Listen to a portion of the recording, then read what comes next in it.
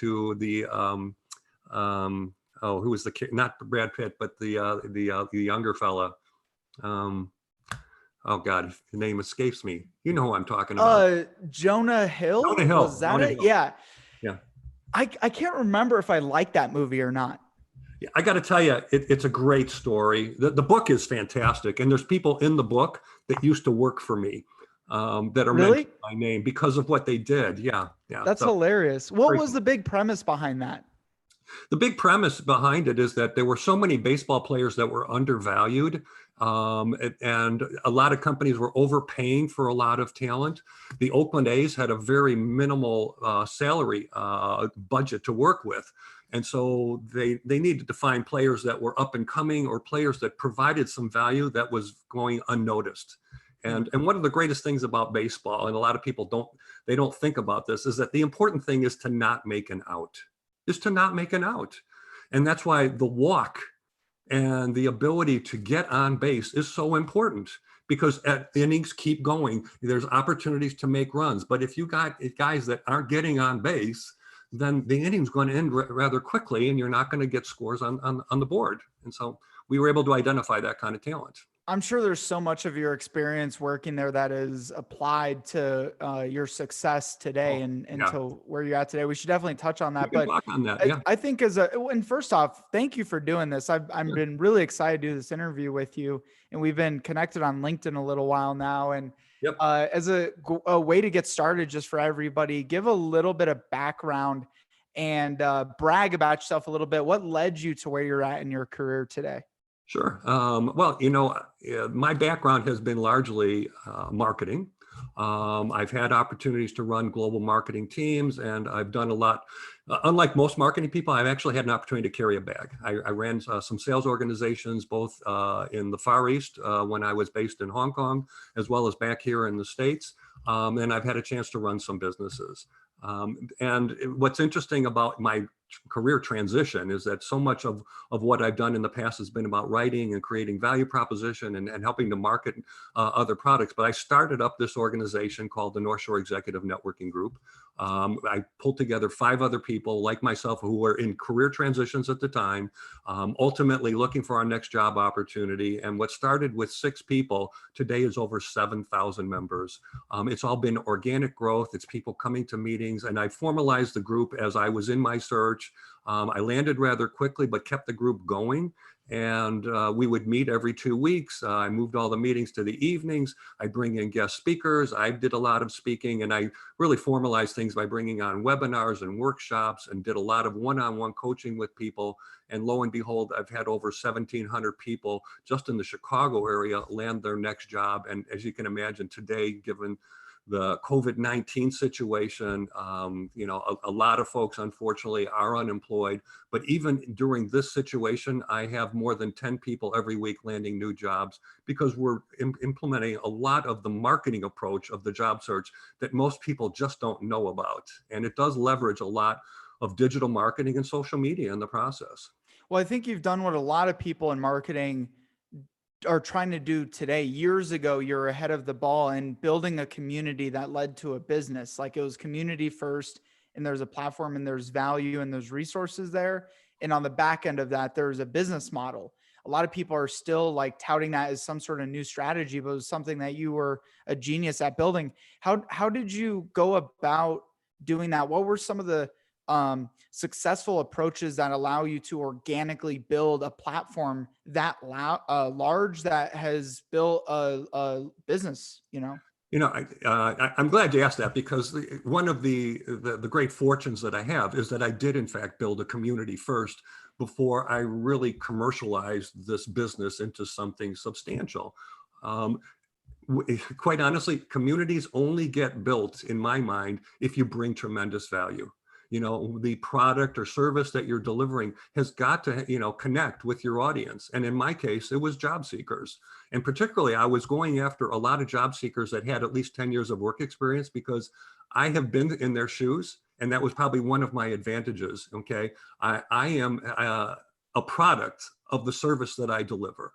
So I really know what it's like to be an unemployed individual. I've been through it myself on multiple occasions, but I was able to identify what it is job seekers need most and be able to deliver that service with regularity. And so the word of mouth became so powerful. And then what I utilized was really digital marketing. So it was particularly LinkedIn. It has become such a big play in what I do to grow the business. And a lot of things that I do through email marketing and continually having touch points with the audience, and then being able to get to people that I have no contact or have had no history with, but because when you communicate to one in the digital world, it gets to three. And those three then share it with 10 and 20 others. And so I have found over time, It's particularly, exponential, just no, yeah, the compounds things on itself. that I do on the digital world, it's unbelievable the reach that I'm getting. And I always, when new people come into the group, and I've got 7 people every day joining this organization as new members, I always ask them, where did you find out about us? And it's getting into the places that I'm not even aware, that it's getting into, because it's getting through second and third and fourth generation, iterations of people that, so the reach is just phenomenal, and so Yeah. now I have a, sort of a national footprint that I'm starting to evolve, because I started here in the Chicago area. But of course, with COVID, I guess one of the positive things, and there aren't many of them, that have come out of it for me personally, is that I moved everything online. And of course, I was doing webinars for the last 10 years anyway. So it was a really Even easy pre-COVID, transition. you had your digital I strategy in was place. I was already there, Mm. and when you do things online now, I don't have to worry about being physically at a location to deliver my presentations, my workshops, my advice. I do it all online, and now I'm reaching a much bigger audience across the entire globe. What was the challenge? What was the problem that you experienced as a job seeker, and that a lot of your community had BCV before coronavirus, and like now even with coronavirus, which I'm sure is even exacerbated? I think probably one of the biggest challenges that a lot of people, particularly in a job search, and I think one of the things we have to recognize, that a job search is no different than promoting a product or service. The only difference is that you, as the job seeker, are now that product. And a lot of people aren't comfortable with promoting themselves, because many of us have grown up in the environment of we as opposed to I. And we always talk about what we as a group have done, because it's important to be modest and to share the wealth and the accomplishments with your audience. So I've had to get a lot of people to think about themselves as a product, and you've got to be willing to brag. And you've got to be willing to go out into places where you haven't been, because I tell people, one of the most important things of You a mean job, applying to places that they haven't been? applying and getting the word out, you got to be Yeah. willing to fail. And that's such an important part of running a business. You've Mm. got to be, and I said, if you're not failing, it tells me you're not trying things that you haven't done before.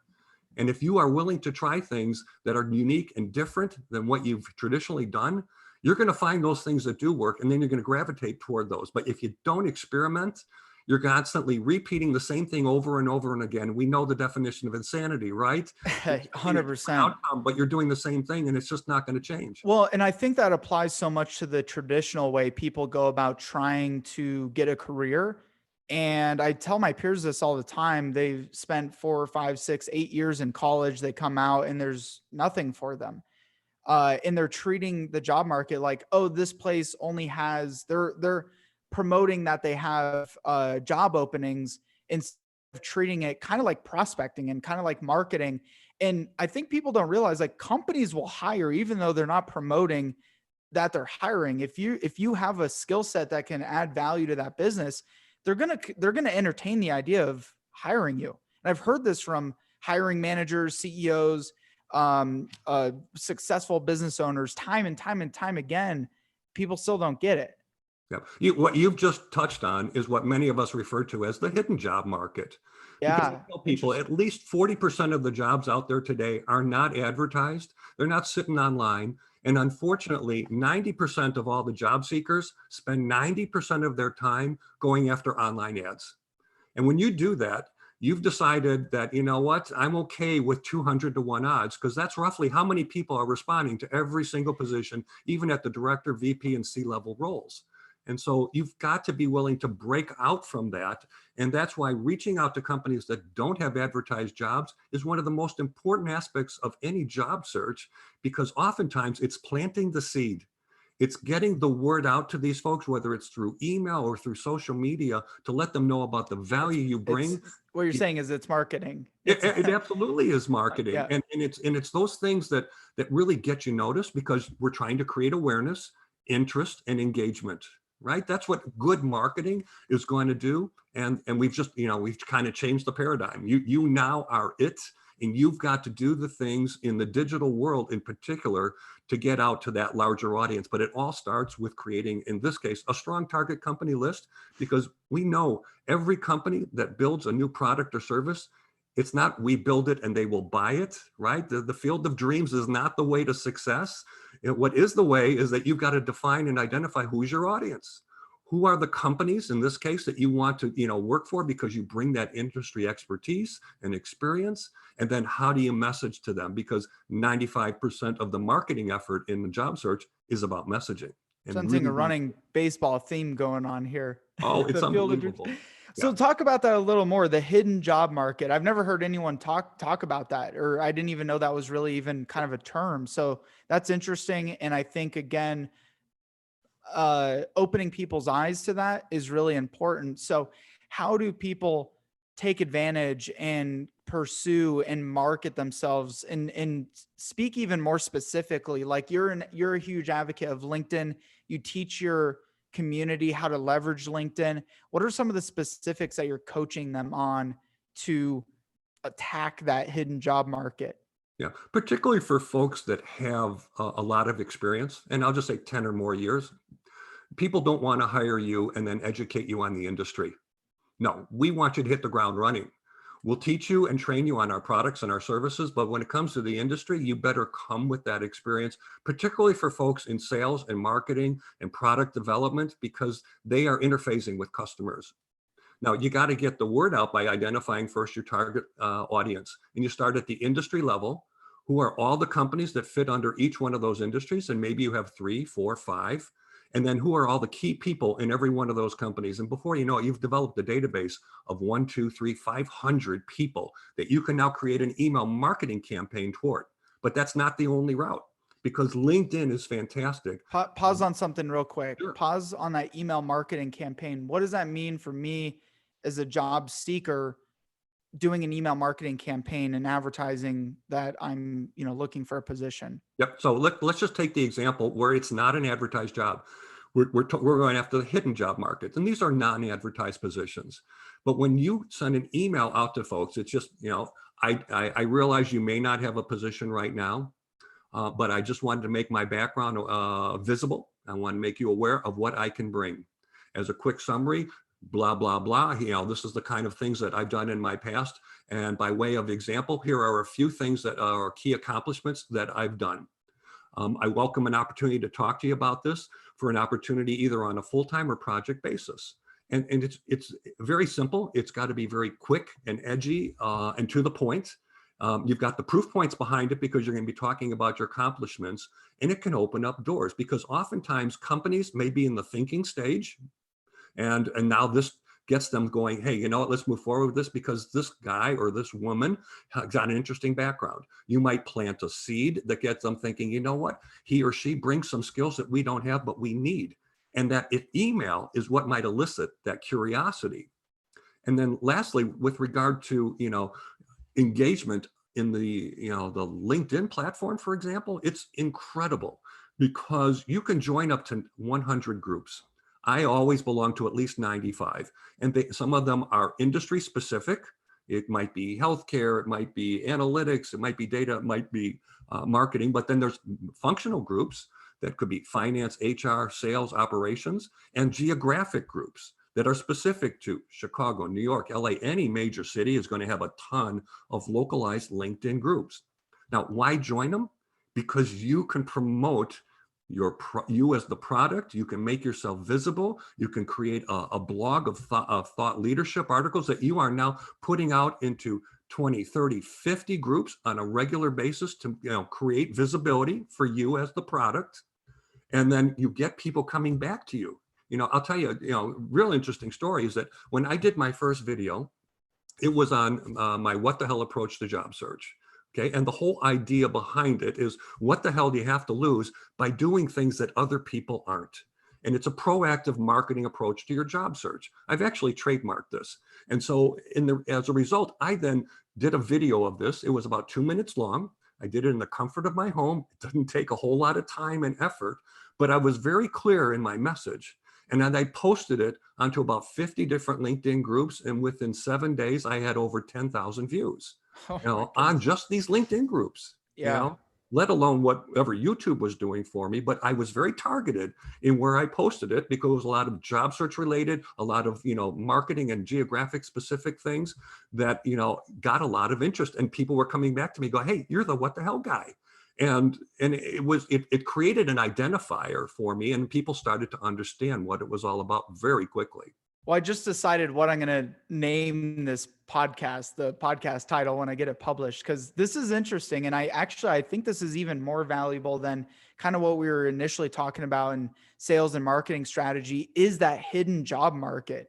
Now, COVID, there are so many companies out there. If you're unemployed right now, and you're just sitting around and you have the time and you have a skill set, there are so many companies out there that can compensate you on an even grander upside potential as well, that wouldn't be available to you in normal job markets. Yeah.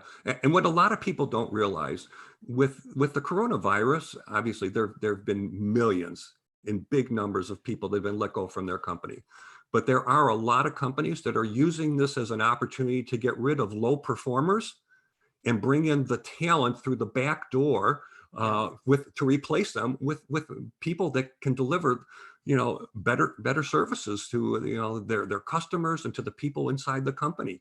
And so for those people that have performed well, and I'm not saying that this, is going to be the end all for everybody in a job search. No.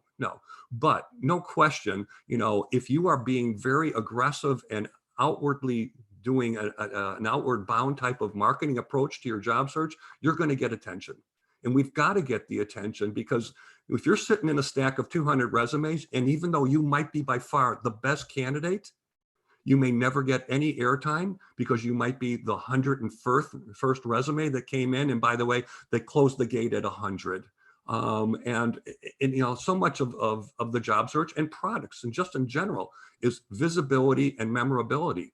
Okay, you got to make yourself memorable.